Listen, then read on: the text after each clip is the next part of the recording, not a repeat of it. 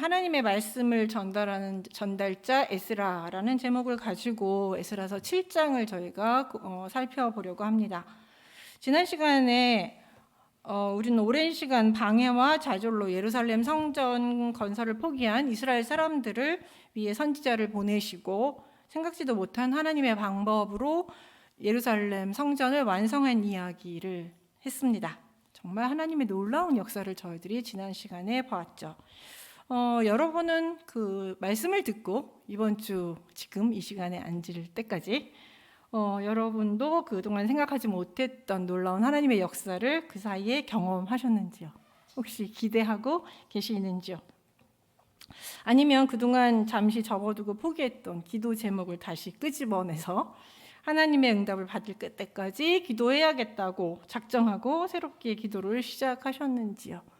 오늘도 목사님이, 아까 건우 목사님이 인내, 끈기 이런 말씀을 하셨는데 하나님의 응답을 받을 때 때까지 하나님 때가 있고 그 응답을 받을 때까지 우리가 인내해야 된다고 말씀하셨는데 혹시 여러분은 그런 기도를 시작하셨는지요? 한번 말씀을 듣고 내가 얼마나 행했는지 한번 생각해 보는 시간이 됐습니다. 그러니까 여러분이 2주 동안 저의 설교뿐만 아니라 여러 목사님들의 설교나 성경 읽기를 통해서 사실 듣고 공부하고 깨달은 말씀은 상당히 많을 것입니다. 그러나 그 말씀을 듣고 지금 이번 2주 동안에 얼마나 실천하셨는지요. 그리고 그 말씀대로 살아가고 있는지요. 사실 우리가 말씀은 참 지금도 열심히 듣고 계시고 계속 잘 듣고 계시지만 열심히 들어도 실천하지 못할 때가 참 많습니다. 그건 여러분만 아니라 저도 마찬가지예요. 그래서 말씀을 전할 때마다 항상 그것이 저도 부담이 됩니다. 모든 목사님들이 말씀을 전하시는 분들이 나도 말씀대로 못 사는데 이렇게 전해도 되나 이런 고민을 가지고 있고 부담감을 가지고 있습니다.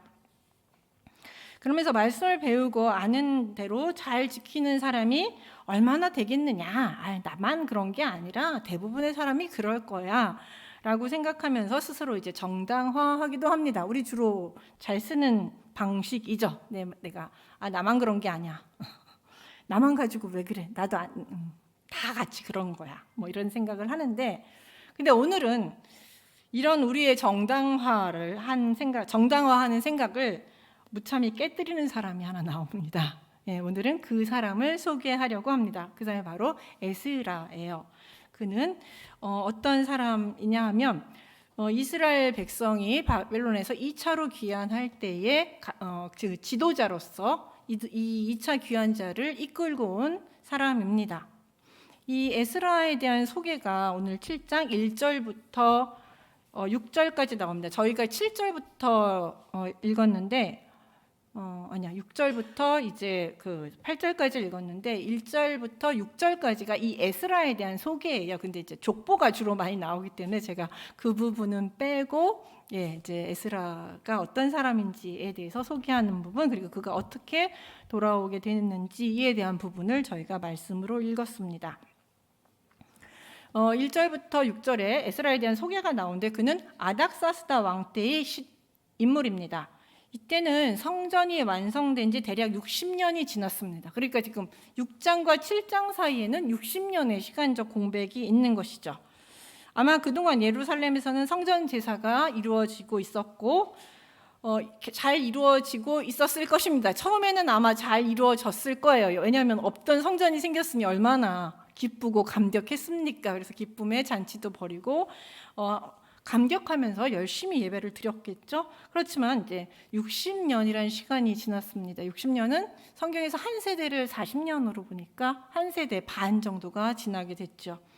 그러면서 예루살렘 성전에서의 예배나 하나님에 대한 신앙이 점점 약화되던 시절입니다. 그러니까 예루살렘 성전의 감격이 점점 사라지고 일상화되면서 또다시 신앙이 점점 나태해져 갔던 것이죠. 그리고 이런 시대에 이런 상황 속에서 에스라가 예루살렘으로 가겠다고 나선 것입니다. 이 에스라의 특징은 2가지인데 첫 번째는 대제사장 가문의 후손이라는 것입니다. 1절에서 5절 보면은 이제 에스라의 족보가 나와요. 그래서 모두 16명의 이름이 등장을 합니다. 이 족보는 누구부터 시작되냐면 대제사장 아론부터 시작이 됩니다. 그래서 에스라가 있는데 나중에 쭉 뒤도 가면 맨 마지막에 5절에서 보시면 대제사장 아론의 16대 손이요 이렇게 나와서 아론으로 에스라부터 시작해 거꾸로 올라가서 아론까지 올라가는 족보를 이제 소개를 하고 있습니다. 그러니까 근데 이게 어떻게 되어 있느냐면 에스라가 있고요, 아사랴라는 또 선지 제사장이 있고 그다음에 맨 마지막에 아론이 있습니다. 근데 이게 딱 우리는 16대 손이라고 해가지고 딱 16대인 것처럼 보이지만 사실은 이건 구조예요. 그래서 아론부터 아사랴까지 해서 8명을 집어넣습니다. 아사랴 전까지 해서 8명을 쓰고요. 그다음에 아사랴부터 에스라까지 8명을 씁니다. 그래서 모두 16명을 소개하는데 이 아사랴가 누구냐면 솔로몬 성전을 지었을 때의 대제사장입니다. 그러니까 아론, 솔로몬 시대의 제사장, 그다음에 에스라 이렇게 요 3명을 기준으로 8 이렇게 맞춘 족보예요. 왜 이렇게 족보를 맞췄느냐 하면 이 에스라라는 인물은 솔로몬 성전을 계승한 대제사장의 후손이면서 아론의 후손이다라는 것이죠. 그래서 이 사람이야말로 적법한 대제사장 가문의 사람으로서 이스라엘에 돌아와서 성전 제의를 다시 재건하고 하나님의 말씀을 가리키기에 아주 적법한 자다라는 것을 이 족보를 통해서 보여주고 있습니다. 그래서 제사장의 혈통일 뿐만 아니라 아주 적통이죠. 아론의 후손의 솔로몬 시대의 대제사장의 후손이기 때문에 아주 적통한 후계자인 에스라가 등장한 것입니다. 그래서 우리말에는 아들, 손자, 증손 이렇게 쭉 나오는데 그거는 히브리어로 이제 벤이라고 쓰거든요. 누구의 아들, 누구의 아들, 누구의 아들 이렇게 되어 있는데 그 벤은 아들이란 뜻도 되지만 손자라는 뜻도 되고요. 그다음에 후손이란 뜻도 되고 누구 사람이란 뜻도 됩니다. 문내 이스라엘이라고 번역했을 때 이스라엘 자손이라고 번역하기도 하죠. 이스라엘 자손이라고 번역하거든요. 이스라엘 자손은 뭐예요? 이스라엘 사람들이죠. 그런 뜻으로도 씁니다. 근데 여기서는 후손이란 뜻입니다. 그러니까 16대 손은 정확하게 아니에요. 궁금하시면 이거 어디 가서 확인하실 수 있냐면 역대상 6장 50절에서 53절에 보면 그 아론 가문의 족보가 기록되어 있거든요. 역대상 6장 50절에서 53절에 가서 확인해 보시면 족보를 확인하실 수 있습니다. 그러니까 조금 다른 형태로 해서 에스라는 대제사장 가문의 후손이다라는 것을 강조하고 있습니다. 그게 첫 번째 소개예요. 그다음에 이제 두 번째 특징은 6절에서 조금 전에 읽은 6절에서 모세의 율법에 익숙한 학자라는 것입니다.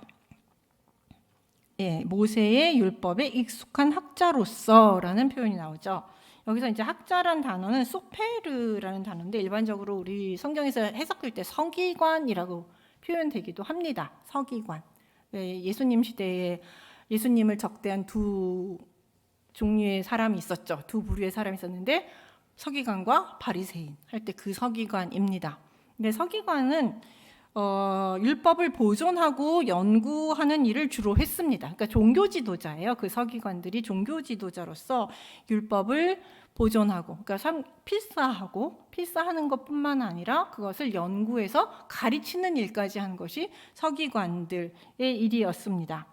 그리고 에스라는 그 중에서도 여기서 보면 능숙한 혹은 학식이 깊은 서기관이었습니다. 그러니까 율법에 대해서 아주 능통해요. 아주 잘 알고 있는 서기관입니다. 특히 그는 여호와의 율법을 잘 알 뿐만 아니라 잘 준행함으로써 하나님 여호와의 도우심을 입은 자입니다. 6절에서 그의 하나님 여호와의 도우심을 입음으로 왕에게 구하는 것은 다 받은 자라고 소개를 하고 있습니다. 시편 1편에 보시면 여호와의 율법을 즐거워하며 그 율법을 주야로 묵상하는 자는 그가 하는 모든 일이 다 형통하리라 라고 이제 말씀하고 계신데, 이 말씀처럼 에스라는 하나님의 말씀 항상 기억하고 행동했기 때문에 하나님이 그와 늘 함께 하셨고, 그 결과의 하나로서 왕에게 무엇을 구하면 다 얻을 수 있었어요. 그런 은혜를 하나님께서 에스라에게 주신 것이죠. 정말 말씀을 주야로 묵상하는 자의 형통함을 잘 보여주는 인물이 에스라라고 할 수 있습니다. 이렇게 에스라는 하나님의 말씀을 따라 사는 성도의 모범을 보여주는 사람으로 하나님의 말씀을 따라 살 때 이스라엘에서 뿐만 아니라 이방 땅에서도, 그리고 포로로 끌려간 그곳에서도 인정을 받으며 형통할 수 있다는 것을 증명한 사람입니다. 이런 에스라의 모습을 보니까 누가 생각나요? 다니엘이 생각나죠. 포로로 끌려갔지만 그곳에서도 하나님 말씀대로 살기로, 죽기로 작정하고 마음을 세웠기에 후에 이스라엘의 바벨론의 총리가 되었던 그 다니엘의 모습과 참 유사합니다. 이런 에스라나 다니엘의 모습에서 알 수 있듯이 우리의 사정과 외부의 환경이 우리의 신앙을 약하게 하는 것이 아니라, 열악한 환경, 열악한 상황이 우리의 신앙을 약화시키는 것이 아니라 하나님에 대한 믿음이 약하기 때문에 우리가 우리의 환경이 나쁘다, 형편이 좋지 않다라면서 핑계를 대면서 난 도저히 이렇게 해서 하나님 믿을 상황이 아니다, 이렇게 해서 어떻게 하나님 믿느냐, 막 이렇게 핑계를 대가면서 우리의 신앙 약함을 합리화하고 있는 것이죠. 사실은 어려울수록 우리는 신앙을 더 굳세게 갖습니다. 많은 사람들이. 물론 너무 힘들면 오늘 목사님처럼 난 그만 버릴까, 더 이상 하나님은 나의 기도 안 들으시나 보다, 나를 미워하시나 보다, 이렇게 생각할 수도 있지만 대부분은 더 이상 기댈 게 없을 때 하나님을 의지하는 것이죠. 그러니까 어떻게 보면 나의 신앙의 약함은 내가 너무 편하기 때문일 수도 있습니다. 이렇게 해서 이런 에스라를 소개하고 나서 이제 7절부터 10절까지는 간략하게 에스라의 귀환에 대해서 요약을 해주고 있어요. 왜냐하면 에스라의 귀환은 이 7장에서 시작해서 8장까지 끝나요. 근데 7장에서는 좀 더 간략하게 얘기하고 있고 8장에서는 에스라가 어떻게 돌아왔는지 좀 더 자세하게 설명을 하고 있습니다. 그래서 7절에서 10절은 아주 간략하게 요약하는데, 그는 아닥사스다 왕 7년에 성전 봉사자들인 레위인, 제사장들, 노래하는 사람들, 문지기, 르디디인 사람들을 중심으로 이제 2차 귀환자들과 함께 예루살렘으로 돌아옵니다. 근데 여기서 이제 주목할 것은 에스라가 돌아온 이유입니다. 10절에서 보면 율법에 익숙한 그가 율례와 규례를 이스라엘에게 가르치기로 결심했기 때문이라고 말합니다. 그는 그런 많은 지식을 얻었어요. 많은 지식을 얻은 걸 가지고 이스라엘 백성들한테 이제 가르쳐야겠다, 이제 이런 생각을 한 거죠. 왜냐하면 이사야 선지자의 말에 따르면 이스라엘이 망한 이유가 여러 가지 있지만 그 중에 하나가 말씀과 지식이 없어서 망했다고 이야기하고 있습니다. 이 백성이 망한다. 이 지식이 없어서 망하는도다. 누구에 대한 지식이요? 여호와에 대한 지식, 여호와의 말씀에 대한 올바른 지식이 없어서 망했다라고 얘기합니다. 사실 이스라엘이 멸망하기 직전에 보면 거짓 선지자들이나 타락한 제사장들이 활개를 치면서 하나님의 말씀이 올바로 백성들에게 전달되지 못했기 때문입니다. 그들은 늘 가짜를 말했죠. 진짜 선지자들을 핍박하고 오히려 가짜 평화롭다, 우리 괜찮다, 절대 우리는 지지 않는다, 하나님이 항상 복을 주실 것이다, 성전 예배만 잘 드리면 된다, 우리는 그러면 항상 망하지 않는다, 우리는 잘 살고 있다, 이런 식의 가짜 말씀을 전달했기 때문에 회개할 기회를 놓쳤죠. 이스라엘 백성이 하나님께 돌아올 기회를 놓치고 죄를 깨닫고 자복할 기회를 놓쳤습니다. 그래서 망한 것이죠. 에스라는 이 사실을 잘 알고 있기 때문에 새로운 공동체가 다시는 지식이 없어서 망하는 일이 생기지 않도록 말씀과 규례를 연구하고 행하고 가르치기로 결심합니다. 3개예요. 연구하고 행하고 가르치기로 결심하고 예루살렘으로 돌아옵니다. 특히 여기서 결심하다 혹은 마음을 굳게 세우다라는 단어는 그의 확고한 사명감을 잘 보여줍니다. 그는 새로운 이스라엘 공동체에게 말씀을 가르쳐 말씀 위에 든든하게 선 공동체를 만들겠다라는 사명감으로 페르시아 왕궁에서 왕의 관리로서 누리던 부와 권력과 안락함과 왕의 인정 이런 것까지 다 버리고 유다 땅으로 돌아옵니다. 하나님에 대한 신앙과 말씀대로 순종하면서 사는 삶을 귀환을 통해서 말만이 아니라 내가 직접 그 사명감을 갖고 귀환함으로써 보여준 것이죠. 이것이 바로 에스라의 말씀과 행동이 같이 결합된 신앙이라고 볼 수 있습니다. 이렇게 돌아오는데 그냥 돌아온 것은 아니에요. 왕의 허락이 있어야 돌아올 수 있는데 그래서 왕이 에스라에게 너는 가서 이제 유다 땅으로 돌아가도 좋다라는 조서를 내리게 됩니다. 그게 이제 11절부터 26절까지가 아닥사스다 왕의 조서예요. 근데 이 조서를 보면 정말 놀랍습니다. 그 내용을 살펴보면 첫 번째로 에스라에게 대해서 하늘의 하나님의 율법의 완전한 학자 겸 제사장이라고 얘기해요.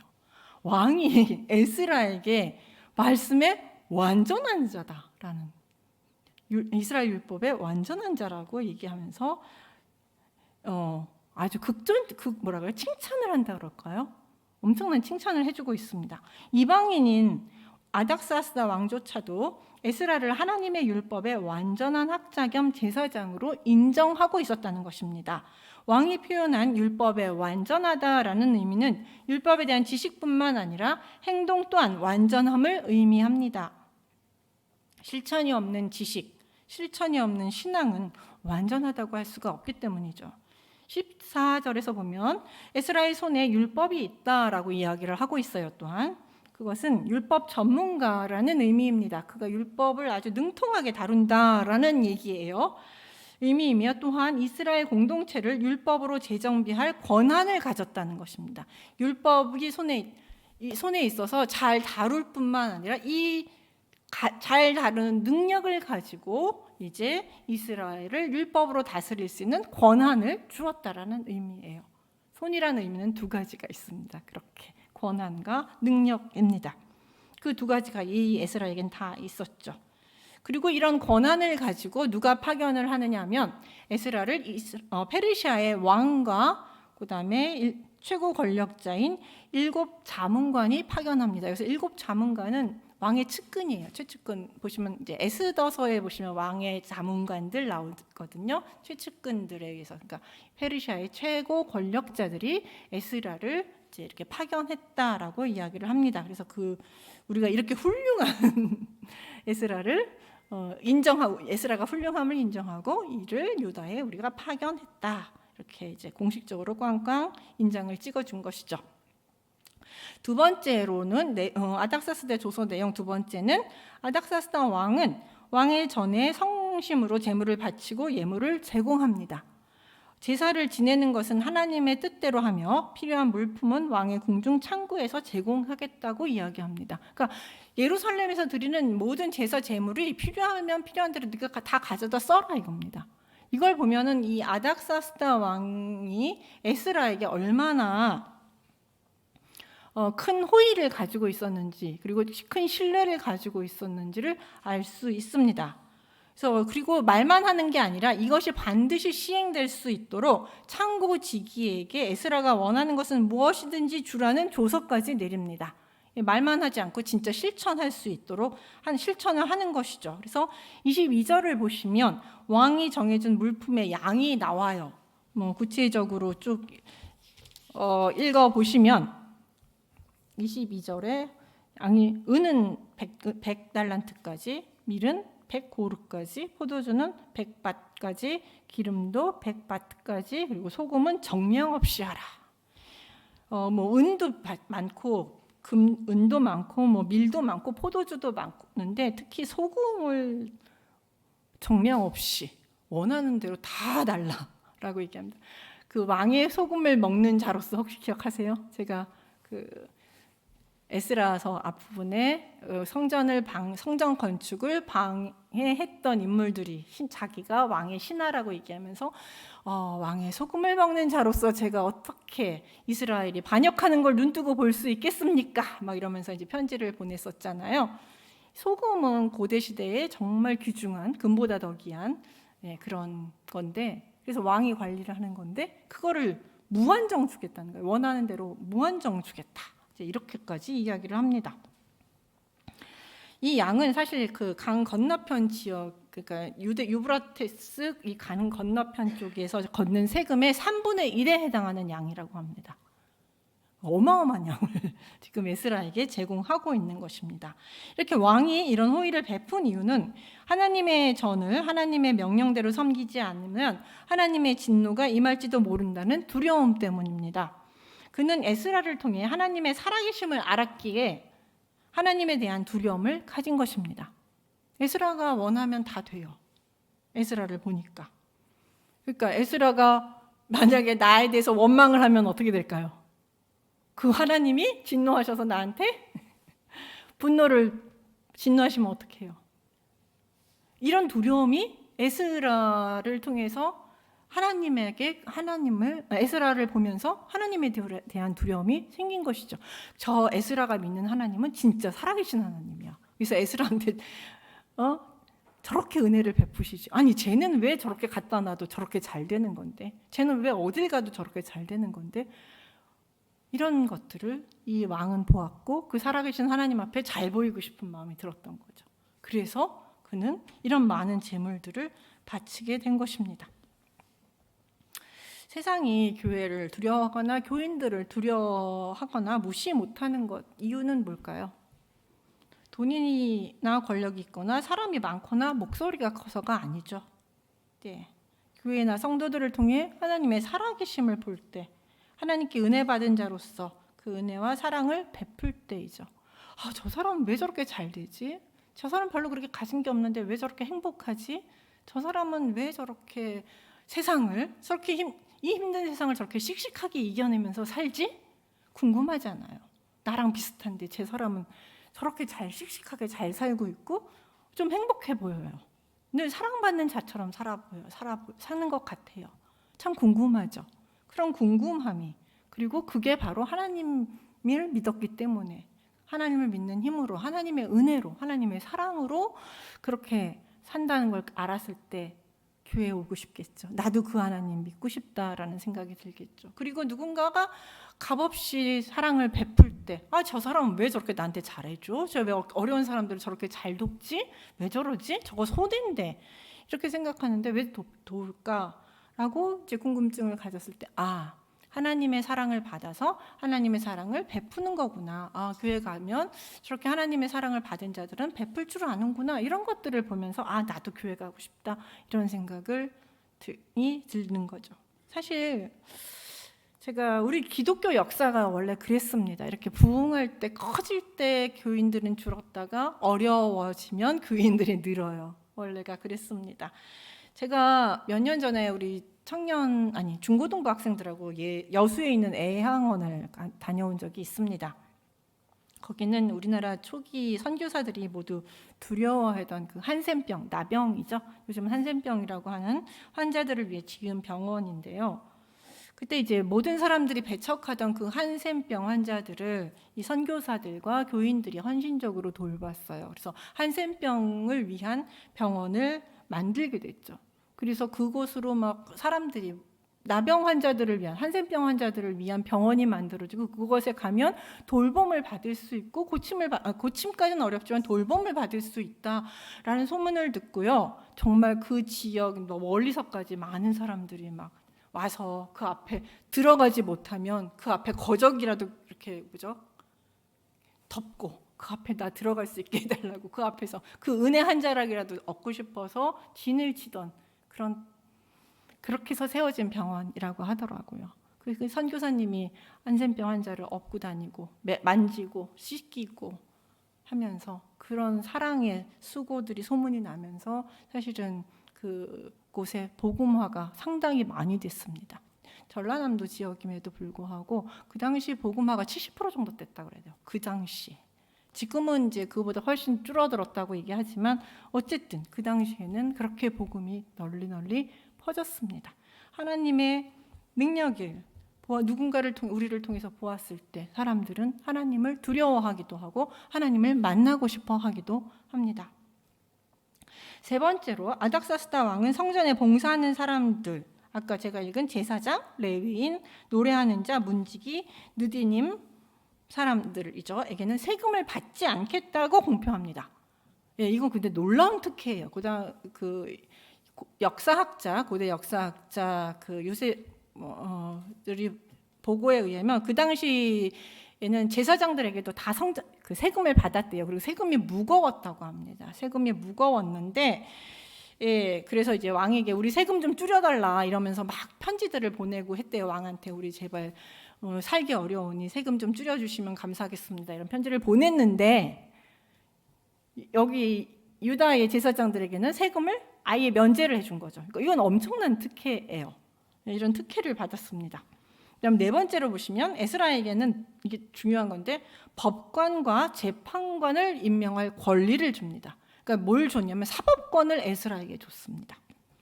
즉 하나님의 율법을 아는 자로서 강서편의 재판관으로 삼고 또한 율법을 모르는 자에게는 하나님의 율법을 가르치라고 명하는 것인데 이것은 유다 지역에 사법권을 준 것으로 유다인들이 이제 페르시아의 법이 아니라 하나님의 법을 따라 자치적으로 법의 체계를 만들고 그것에 따라서 살 수 있도록 허락해 준 조치입니다.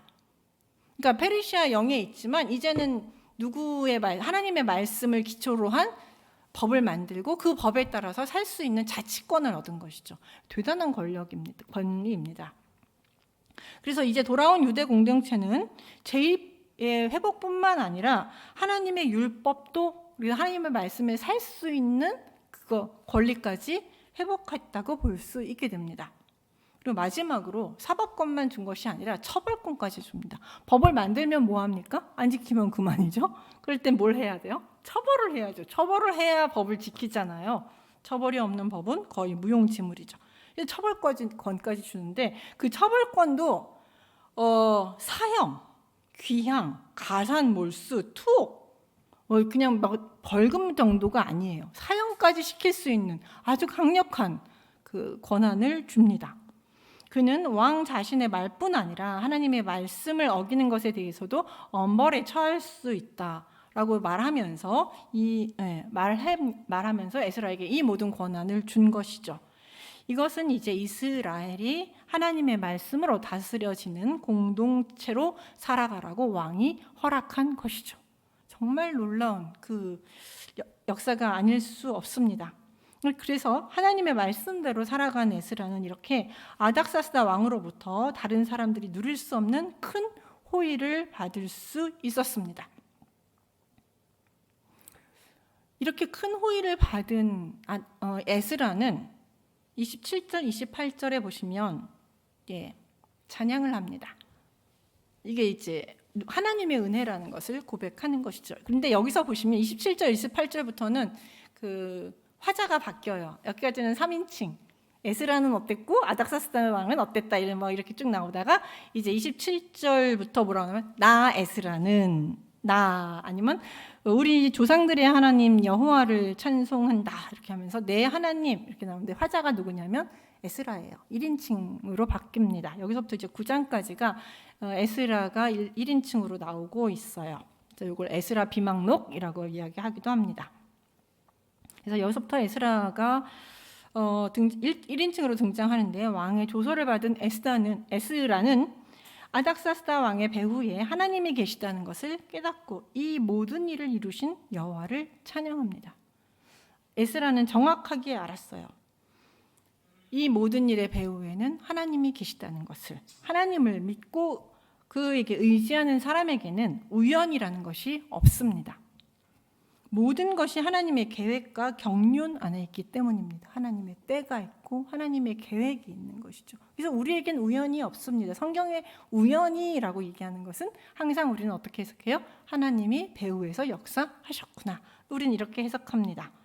누군가 우리에게 베푸는 선한 행동의 배후에 누가 있어요? 우리에게 은혜를 주시길 원하시며 우리를 사랑하시는 하나님이 계신 것이죠. 누군가 나한테 은혜를 베풀었다면 그것은 하나님의 손길이 있었다는 것이죠.